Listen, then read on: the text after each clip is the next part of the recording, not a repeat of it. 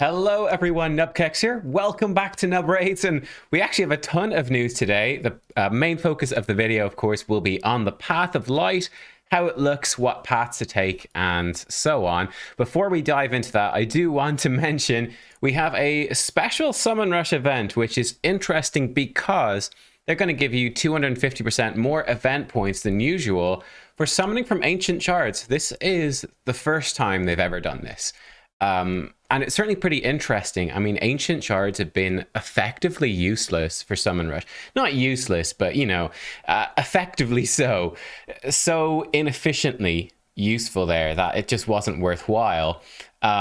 They've really improved it. So they've gone up to 50 points now from an Ancient Shard, which actually makes Ancients in these sort of events actually a pretty decent way of doing Summon Rush, which is a big change. I think the rewards in here are not amazing, but they're okay, right? 2 legendary skill tomes. It's maybe a bit low for what you'd expect for 7,500 Summon Rush points. You'd be more expecting 3. There is an Eternal Soulstone in there, though, which is really nice, and Immortal as well. So I would say that this Summon Rush, the rewards are pretty okay. Although I do feel that the 10x events that are on at the same time are pretty poor. But let me know what you think about this one. Personally, I am not going to go for it. Yeah, I think including the Ancients, that's actually a pretty cool thing and makes it more accessible. So I'm intrigued to see how often that's going to happen in the future. We also will have tomorrow the first ever Soul Chase tournament. Get as many souls as you can to earn points and get your hands on some rewards. I actually think there was a news post about this. Yes, there was. Awesome stuff. So the Soul Chase tournament, you will get tournament points by summoning souls from Soul Stones, getting souls from the Soul Merchant, and getting souls from other in-game activities, though I don't think there's any of those on right now, but they've, you know, given away souls, for example, in Hero's Path before, like Elhain's Path, they gave you the 1, 2, and 3 star soul for Elhain. That's interesting. We do know that there are soul summon rushes or soul rushes coming as well, which is basically going to probably give you tournament points just based off of the quality of stone that you open, and it doesn't matter what comes out of it. Same thing's the difference between a champion chase and a summon rush. So that's coming tomorrow. Stay tuned for that. I think I have potentially a community member who has saved up a ton of soul stones. We're going to pull a ton and see what we get and sort of show you a rough gist of how many points you're going to get for each soul stone, all that fun stuff. So stay tuned for that. But let's focus on the bulk of today's video. I will say the soul tournament, they did say in this news video, actually the final piece I will say here, they did mention in this news video that Scratch did with Cirilla from Plarium, that they are not planning to have these soul tournaments be part of fusions in the near future at all. So I'd say certainly for 2023, you're totally safe. Souls are not going to be part of fusions. Pretty much seems to be the way it's going to go. So for me, these tournaments, I'm actually fairly okay with the tournament. It would be nice to see if we get some sort of like 2x or 10x boost event alongside it. Doesn't seem like it, but we'll double check tomorrow. We'll find out. But I think it could be kind of fun to open a bunch of soul stones at once, like save them up and open them, kind of like with shards. Instead of just pulling your shards as you get them, there's something fun about saving it up and getting to pull them at once, and better chance of getting something cool and having it pay off, I guess. Anyway, the Path of Light. Let's take a look here. I've got my trusty Photoshop document. Let's actually go into a full screen menu bar so it's a bit easier for you to see. We've got the whole thing in here. So pretty interesting. We actually have a double key lock in the middle, and there is a Void Shard and 2 legendary skill tomes locked behind that. Okay. As well as that, we have not behind any locks, interesting enough. We do have an Immortal Soulstone, I struggle with the names, and a Sacred Shard over here on the left-hand side, and an Ancient Shard and an Eternal Soulstone. So the question becomes, what are the different paths we can take through this? What do I recommend? What am I going to do? So I've came up with 4 potential paths that you might take. The first one, which I actually, believe it or not, probably do not recommend, is the legendary skill tome path. So you have to come down the left hand side, get the key, come down the right hand side, get the key. You can then from your choice, left or right, whichever one you prefer. Truly, the choice is in your hands.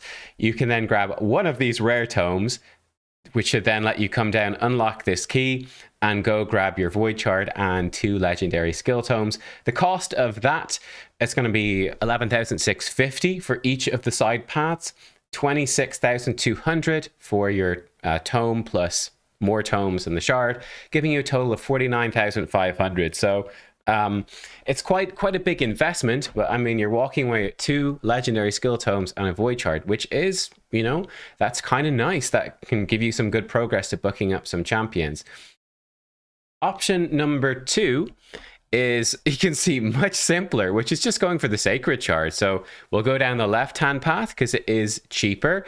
I suppose it's sort of up to you. Do you value the gems and a bit of silver, or do you want the Plarium points and a bit of energy?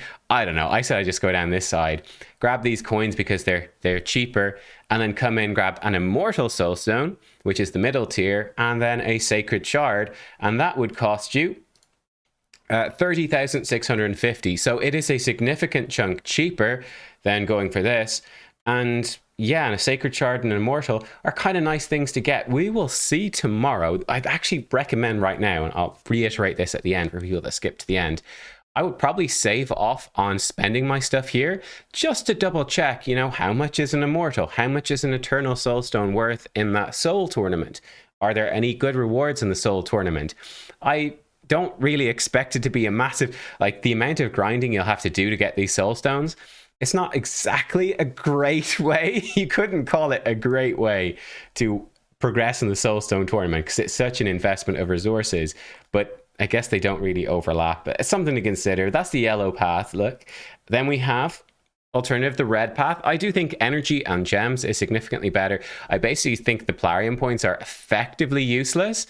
So 75 silver versus 50 energy and essentially a full energy refill. This is much better right here. So grabbing the energy and the gems, grabbing these coins because they are cheaper, and then swinging into an ancient shard and the eternal soulstone, the red path, going to cost you 35,250. Finally, they're the only real ones, right? That finally, for me, I think that this pink path is for people that aren't too arsed about the whole thing. And that's 2,300, which is grabbing just the rarity charms, which are pretty useful and kind of limited, even late game, very limited.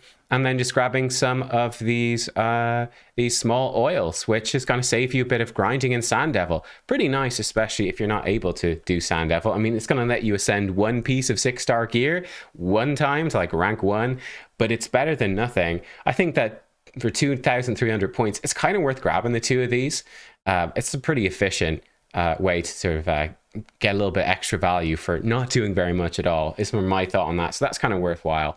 So they are the paths. What do we think? We've got the green path doing everything to get to these and so on. I thought one thing to illustrate this that might make it useful, I did go off the this is the Aftershock guys, their shard breakdown. What's their website called? Is it called Aftershock? Yeah, aftershockunited.gg. You see they've got a raid offer calculator. I do have it linked in my Discord. So this is probably the most reputable, most commonly used offer calculator in the game, which assigns monetary values versus how much, based off of how much they sell these things for. And you can see ancient shards $1.20, void shards $2.50, sacred is $20, immortal soulstones $1, immortal $7, and eternal 28. Rare tome is 67 cent.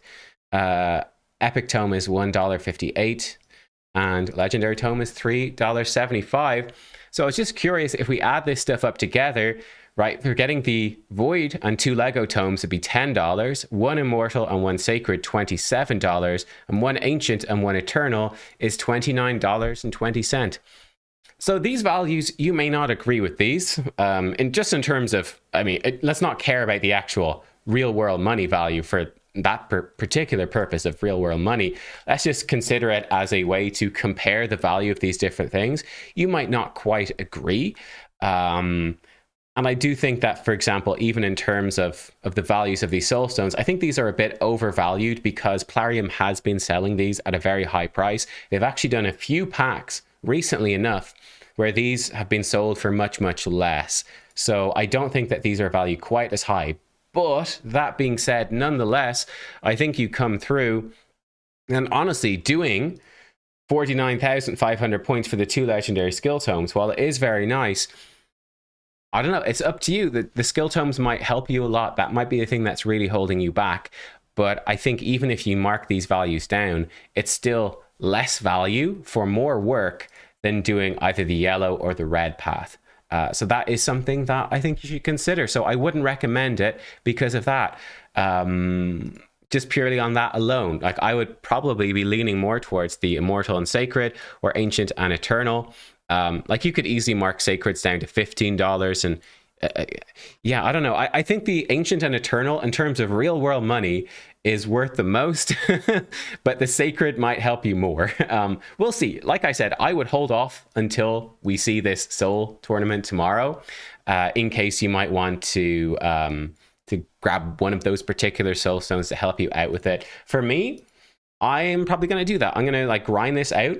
I'm actually going to go pretty hard. One thing that you can do as well is, I've been slacking very much recently. I haven't done anything in this champion training. As of time of recording, there are 4.5 hours left on this. And there is another legendary skill tome up for grabs here. So you can go in and double dip, potentially even try snipe away Tatsu if you wanted. But I think it's worth it if you can to go pretty hard to get that legendary skill tome, finish it off on that chaos ore. That's pretty nice, and it does double dip, because I didn't mention this yet, but this tournament is based mostly off of champion training, leveling and ranking up champions, with a little bit of dungeon divers in there as well, but really the bulk of your points is coming from champion training.